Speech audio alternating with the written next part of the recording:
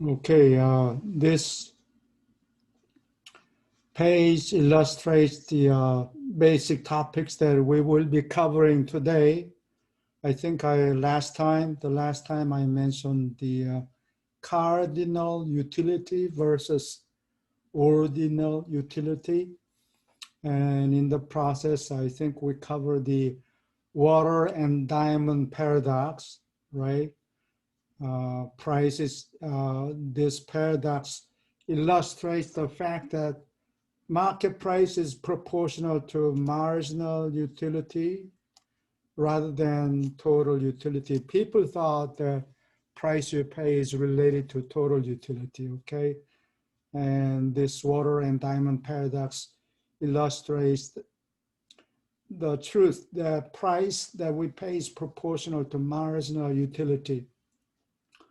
So in that paradox, marginal utility of water is basically demand for water, like everything else. And then we will be starting with the ordinal approach. From here, this indifference curve approach or ordinal utility function, this will not be included in the exams. These are extra topics. If you understand it, that would be great. If not, do not lose sleep over it. It's no big deal. And then we'll consider some special cases of perfect complements, perfect substitutes, etc.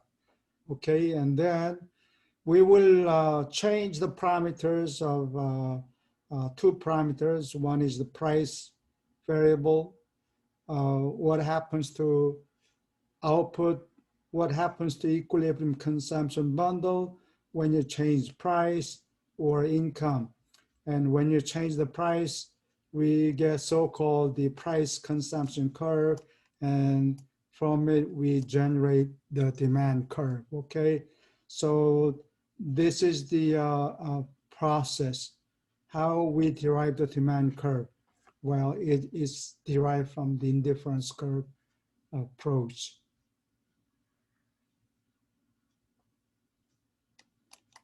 So to refresh your memory about the diamond and water paradox, the fundamental question is whether market price is proportional to total utility, and the answer is no. We have shown last time, we showed last time that price is related to marginal utility, okay? So this is a desert scape, and a man who is thirsty crawling this desert area, his needs for a bottle of water is absolute. He will give up everything, anything and everything he owns to get a bottle of water, okay? In terms of total utility, the amount of satisfaction that you get from a bottle of fresh water is infinitely greater than total utility from small 1 carat diamond ring, okay? So this water and diamond paradox illustrates that market price of the product is not proportional. This wiggly sign means proportional, okay? It's not proportional to total utility derived from water, but it is proportional to marginal utility of water, okay, given the cardinal utility function. So this diagram illustrates why the total demand for water is this marginal utility of water. When that demand curve intersects the horizontal price line, that shows how much water will be demanded by the thirsty consumer. Demand for water, demand for diamonds is proportional. Price of diamond is proportional to marginal utility of diamonds, not total utility of diamonds, okay? So it's quite possible for water to be infinitely more valuable than diamonds, yet you could still pay a very high price for diamonds than for water, okay? So this time we're going to use indifference curve approach using an ordinal utility function. Why? Well, some people thought that this cardinal approach was too much. And using Occam's razor, Occam's razor, Occam, okay? Occam's razor, why do we have to assume cardinal utility? We could get away with a weaker assumption about consumer satisfaction, okay? So we will be using indifference curve analysis here. So on the horizontal axis, in a world of two goods, we are measuring consumption of X on the horizontal axis, consumption of Y on the vertical axis or Y-axis. And on the third axis, we'll be measuring utility level, okay? So you can generate a kind of mountain-shaped utility function.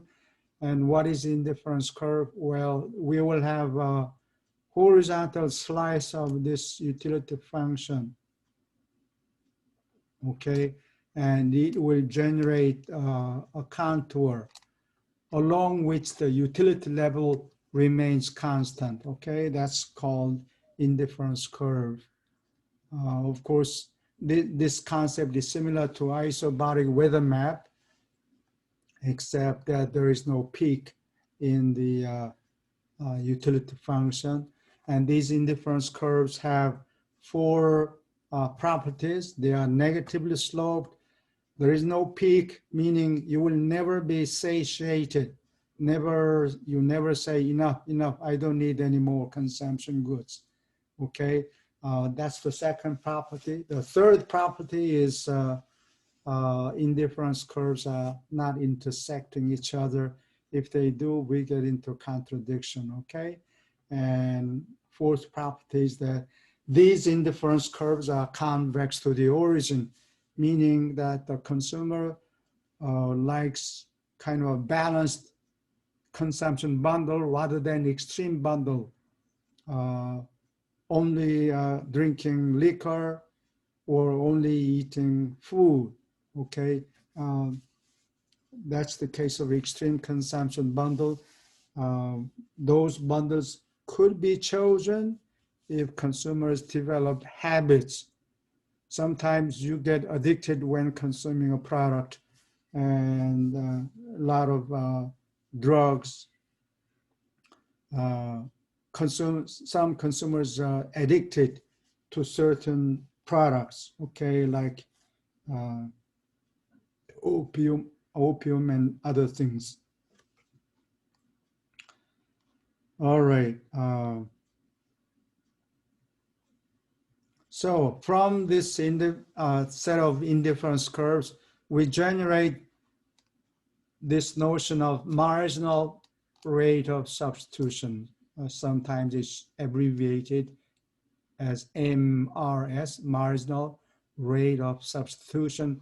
Basically, it is the slope of an indifference curve. So from point A, where we're asking, you want to increase consumption of X1 by that much. Of course, that is going to raise your utility level as you move to the right. But we are asking, how much of the other good X2 are you willing to give up in order to stay on the same indifference level, okay? Like here, okay? So that rate of change is called the marginal rate of substitution of x1 for good x2. Now, obviously, when delta x1 becomes small, infinitesimally small, then that eventually it becomes the slope of this line tangent to the indifference curve. So we're going to say loosely marginal rate of substitution is the slope of this line connecting 2 points on the same indifference curve, or the slope of indifference curve at any point, okay? You will be able to tell the difference by the context. So we believe because indifference curves are convex to the origin, we observe the principle of diminishing marginal rate of substitution. As you increase consumption of, say, one good, at first you are willing to give out that much, but gradually, as you increase consumption of that good further, the amount of the other good that you are willing to give up declines, and you become increasingly unwilling to give up the other good, okay? This amount, the amount of the other good you are willing to give up shrinks as you increase the consumption of X1, because this indifference curve will never be flat, but it will become flatter and flatter as you increase the consumption of X1. That's called the principle of diminishing marginal rate of substitution, and it follows from the convex indifference curves. Okay, there are some special cases. One is the case of perfect substitutes. So a good example would be maybe butter in 1 pound package and butter in half-pound packages. Well, other than minor inconveniences, one is a perfect substitute of the other. Anytime 1 pound butter package is used, you can use half a pound packages also twice as much. So there is a perfect substitutive relations between these two products, in which case the indifference curves would be straight lines, okay?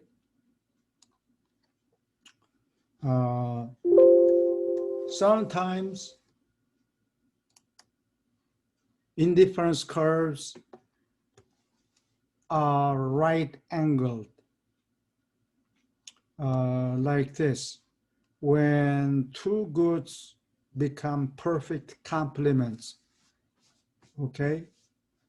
So sometimes when people drink coffee, some of them use sugar, and for every person there is the right amount of sugar, 1 cube or 2 cubes, whatever, and you don't want to increase more. You don't want to increase consumption of sugar cubes beyond what is required. Then it becomes too sweet, etc. Okay, so in this case, indifference curves are right angled. Some time ago, like I went to a shoe store and bought a pair of boots in Hong Kong, and then after coming home, I opened the package, trying the new boots, and I discovered that the clerk packed 2 left boots instead of one right boot and one left boot, the clerk packet, the clerk packed two left boots, which would be useless. You need one left boot and one right boot. There is a fixed relationship between these two. Anything else, even if you add more right boots, it's just no good. You throw it away. Okay, so that's the case of perfect complements. Okay, right, indifference curves become right angle. Also, when you go to a bar, sometimes you drink a certain kinds of cocktail, and there's the right mix of two or three ingredients. If you deviate from it, you ruin the taste. Okay, so that's the case of perfect complements.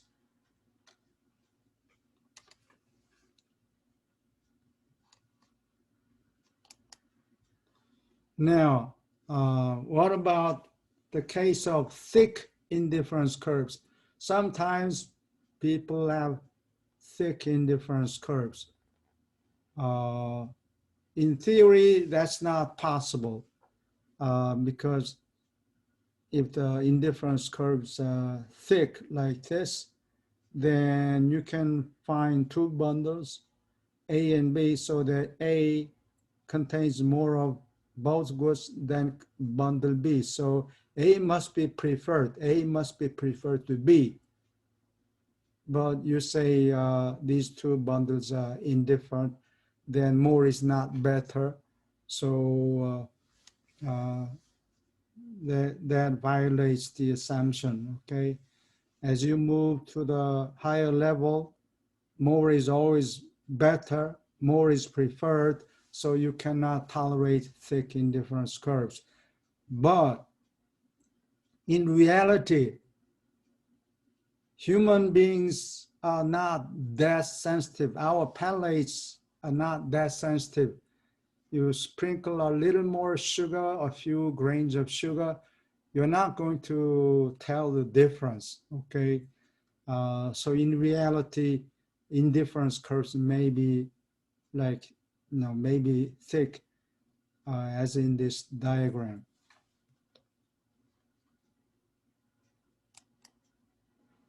Here is another case of grainy, another case where indifference curves are grainy because consumers' palates are not that discriminating.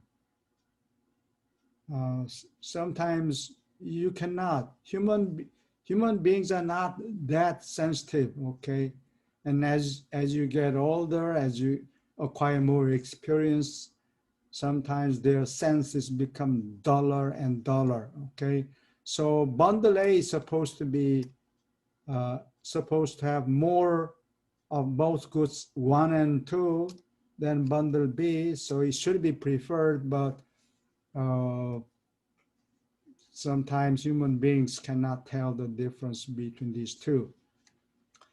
Now, some TV manufacturing companies like LG and Samsung are now producing 4K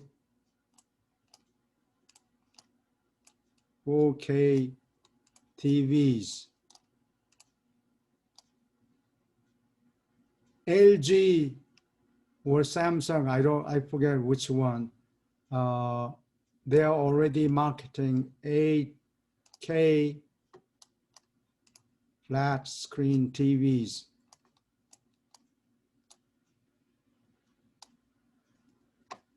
Now they're working on 16K TVs. 16K is twice as, resolution of 16K TV is twice as much as 8K TVs, which in turn are twice as sharp as 4K TVs. I don't think this product is going to be commercially viable. Even 8K is already straining your eyes of discriminating consumers. For most consumers, 8K is good enough. And in some tests, consumers cannot tell the difference between these two. Okay, but I'm sure the price of an 8K TV is twice as much or even more than that of 4K TVs. So if you cannot tell, why pay twice as much? So that is the end of high resolution TVs. We don't need any sharper TVs. Okay, so this is because human palates our eyes are not that sensitive. So this spells disaster for high-tech companies. This is because our indifference curves are grainy. You cannot tell 4K TV and 8K TV. Okay, well, you can tell because the price is much higher, but your eyes cannot discriminate these two kinds of TV sets. Okay, so grainy indifference curves will wreak havoc in the TV markets.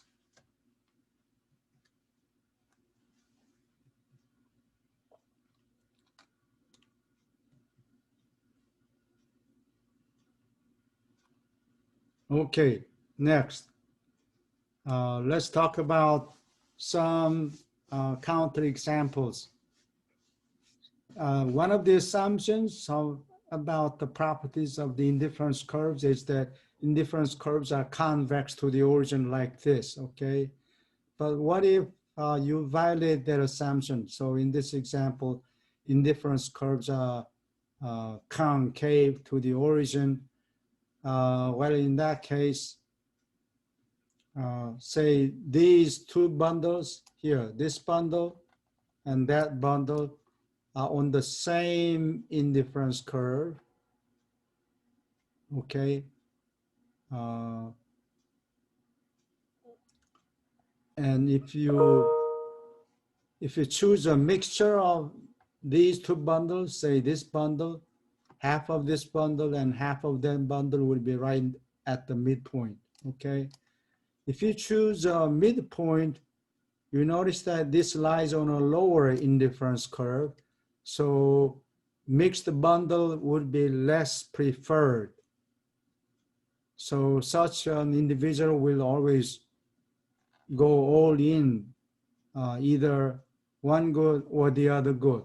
So that explains why some people become addicted to certain types of products like liquor, opioid products, things like that, okay? So in most cases, we won't worry about explaining. We don't try to explain the demand curve for addictive people. I'm sure there is some demand for such research, but somebody has to pay for that kind of research. We are dealing with the firm's demand for ordinary products. So sometimes mixing is not a good idea, and this happens to some medicine.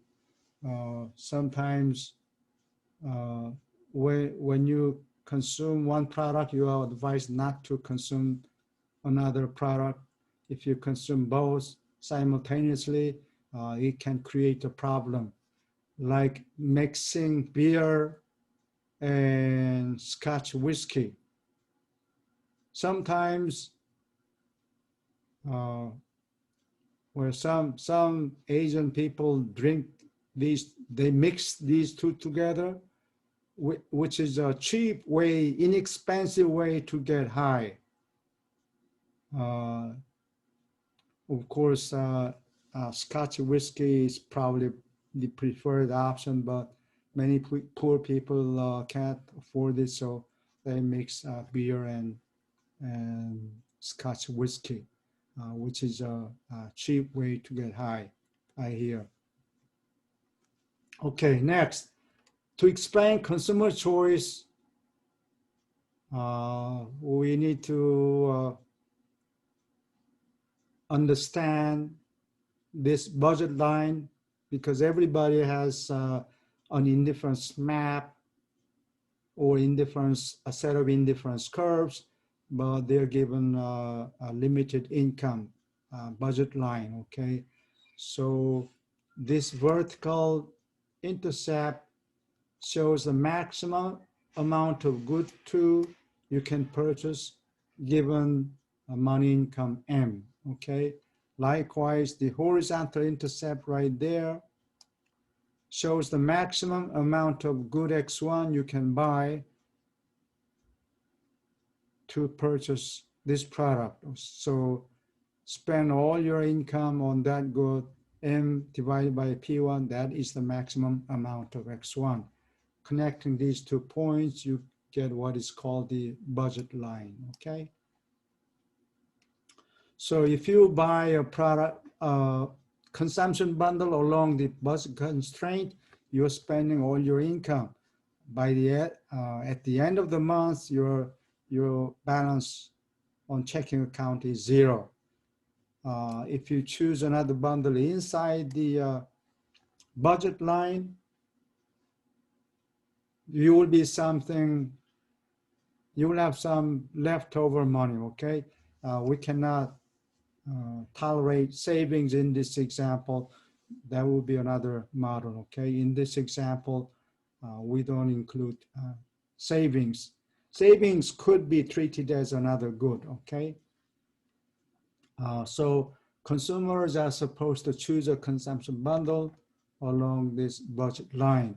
So what happens if income increases? So starting with the initial consumption bundle you chose, say bundle A, what's going to happen to new consumption bundle when your income goes up? Well, you can choose any point along this new budget line. So the question is whether you are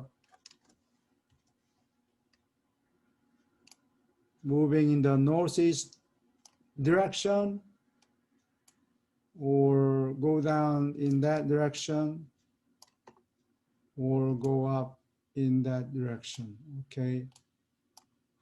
So in the first case, consumption of both goods increase with income, and in that case, we say it's a normal good, okay?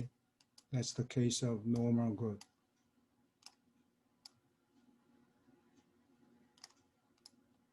Well, that's the case when both goods are normal, okay? In the second case, consumption of X goes up, right? But consumption of good 2 goes down. So in this case, X2 is an inferior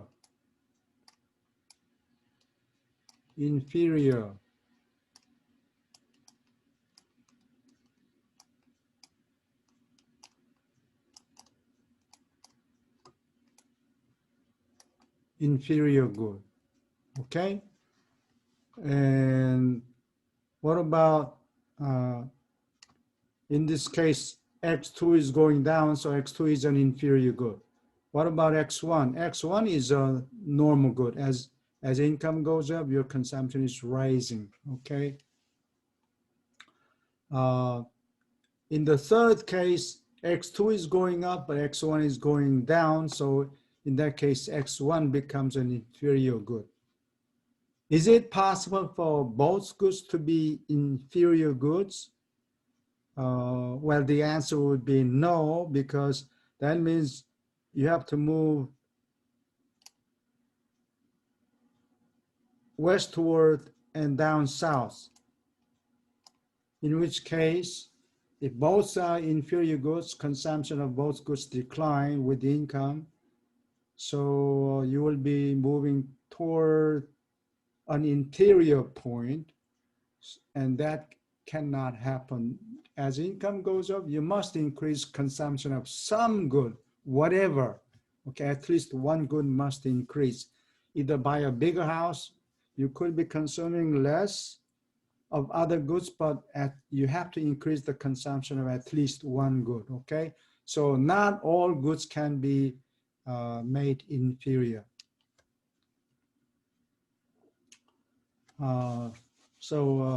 This table shows the growth of income for the past 2,000 years, like Western Europe, Angus Madison.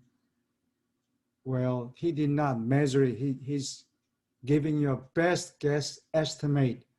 So per capita GDP was like, Europeans were about $400, $500.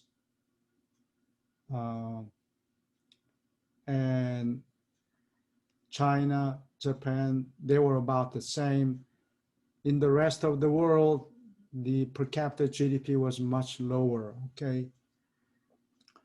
And then maybe from about 1350,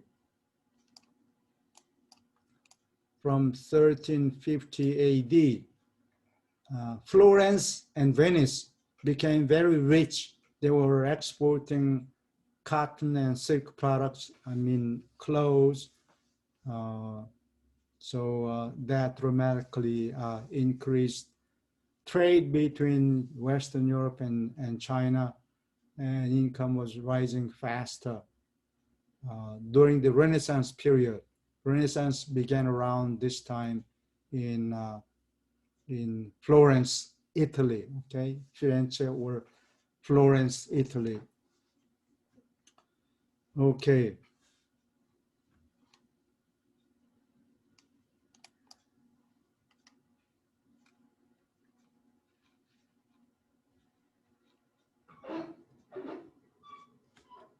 So what's going to happen with the how do consumers respond to a price change? We talked about income effects.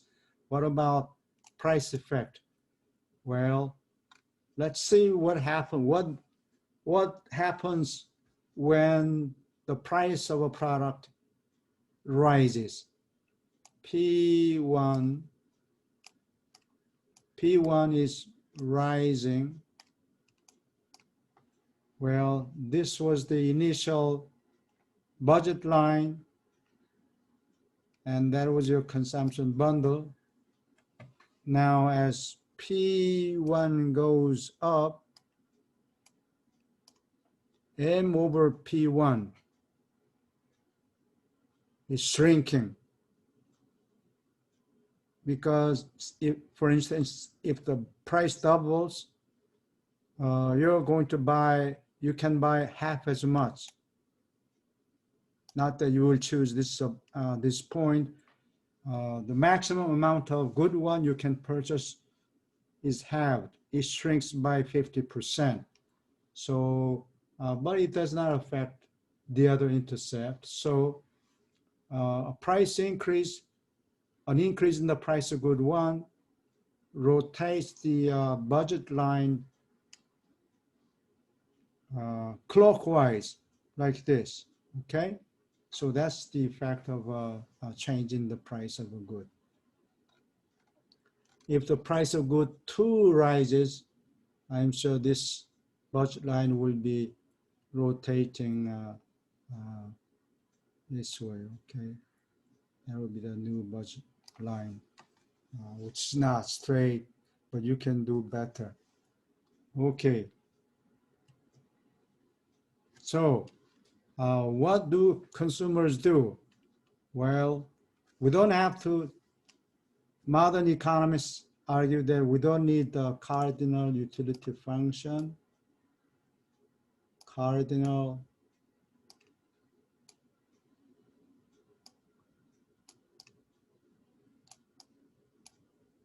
cardinal utility function.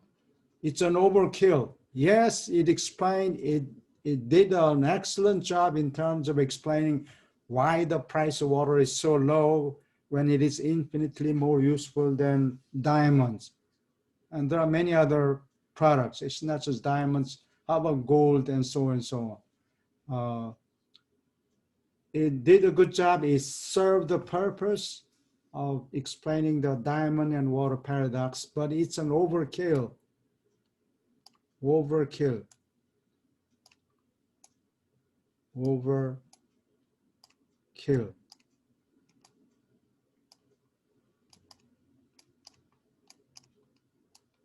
We don't need it. So using Occam's razor, why don't we use indifference curves? We can explain consumers' demand curve, okay? How do you do that?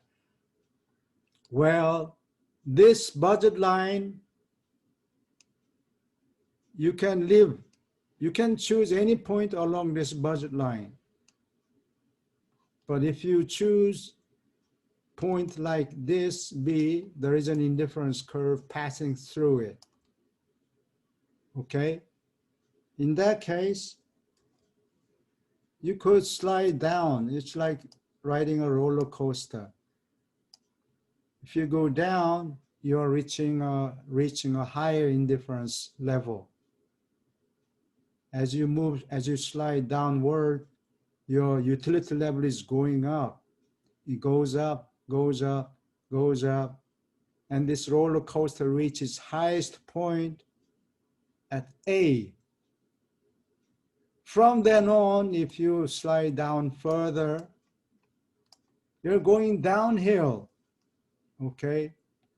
So you don't want to do that. You want to stay there at point A. That is where utility is maximized. You are reaching the highest indifference level. That's where you would be happiest, okay? So at that point, at the equilibrium point, the two curves are tangent to each other. Indifference curve, utility is tangent,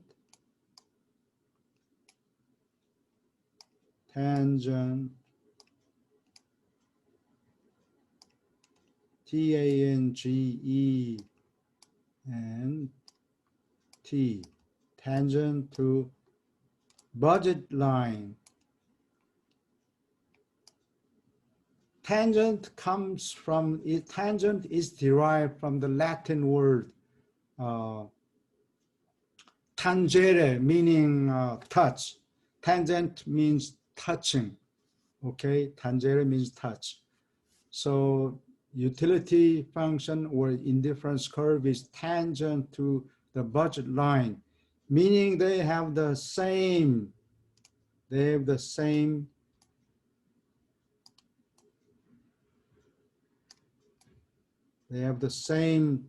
slopes, okay? One is steeper than the other, like here, then you are not at equilibrium. When you maximize utility level, these two curves, the indifference curve and the budget line, must be tangent each other, okay? If they have different slopes, one is cutting the other, one is slicing the other, and if this budget line were a live animal, it's going to bleed, okay? They must have the same slopes. These two curves must have the same slopes, or they must be just touching each other, okay? And the slope of the indifference curve is sometimes called the marginal rate of substitution of x for y, whereas the slope of the budget line is the price ratio. This must be equal to price of good 1 divided by price of good 2. Okay? They must have the same slopes. Marginal rate of substitution must be equal to price ratio. Okay. So we talked about the income consumption curve like this. You are moving from point A to point B. In this case, good X1 is an inferior good. Good 2 is a normal good, connecting the initial equilibrium bundle and the final equilibrium bundle. You connect these 2 points and generate income consumption curve. Okay, that's the meaning of income consumption curve. You just connect the equilibrium consumption bundles as you change the income levels. Okay, that's how we generate income consumption curve. Next, we will generate price consumption curve. In other words, we're going to change this. This is the initial price level, initial budget line. And now suppose we drop the price of good 1. Well, M over P2, this intercept does not change. Nothing is affecting M or P2. We're only dropping the price of good 1, P1, okay? So it rotates the budget line counterclockwise like this, okay? And then given this new budget line, the consumer will choose another point, B. Initial bundle, initial equilibrium bundle was A. It moved to bundle B. But we can have a sharp analysis. What is happening in this process? The consumer is thinking, well, the price of good 1 dropped. Now what should we do? Well, you can imagine, well, maybe I can get away with spending less money, but maintain the same level of utility. Okay? So that would be that consumption. What would be the new consumption bundle? If you are going to minimize your expenditure, but while making sure that you are just as well off. Your welfare level remains constant. I want to maintain the same level of satisfaction. Well, then that means you must lie on the same indifference level U here, indifference curve, okay? So that this indifference curve is tangent to this fictitious budget line, okay, while consuming bundle C. So if you move from A to C, you are just as well off. You are just as well off as before, but you're spending less money. So you keep some money. I move to point C, and I'm just as well off as before, but now I did not have to spend all my income. I have something left in the pocket. That's called a rise. That is equivalent to an increase in real income. So if you can go to a shopping spree and spend this extra income. This is unused income, unspent income. That is in your pocket. That's called the real income effect. And as income goes up, if X1 is normal good, you will probably move from C to B. You may be, if both goods are normal goods, you will move from point C to the right and upward. Okay, some point like point B, you are increasing consumption of both. Okay, so the first move from A to C, this is called the substitution effect. The second move from C to point B, that's called the income effect. Okay, so the price effect, the price, what happens to the consumption bundle as the price of a good changes? Well, it can be decomposed into two parts. One is the substitution effect. What if I were to maintain the same level of satisfaction? You don't have to spend all your income, okay? Just minimize your expenditure while making sure that you are enjoying the same level of utility. That's the move from point A to C. That's called the substitution effect.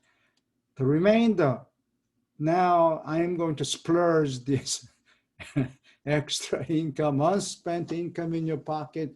Now you go to the shopping mall and buy whatever, and that's called the income effect.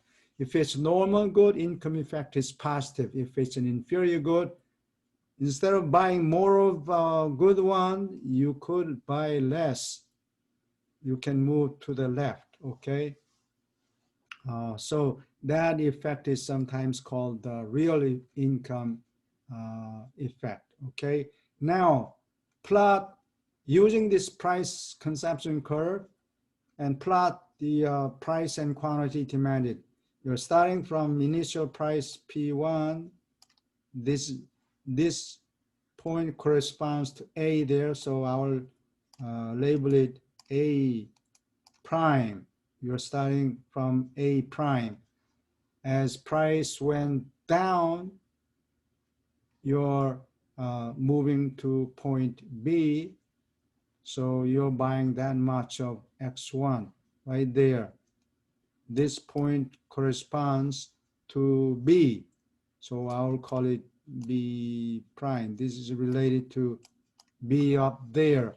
So connecting these 2 points, you have generated, or you have observed, what is called the so-called demand curve.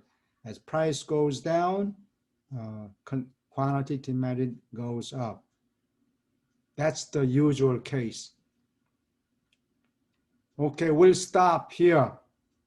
Any questions?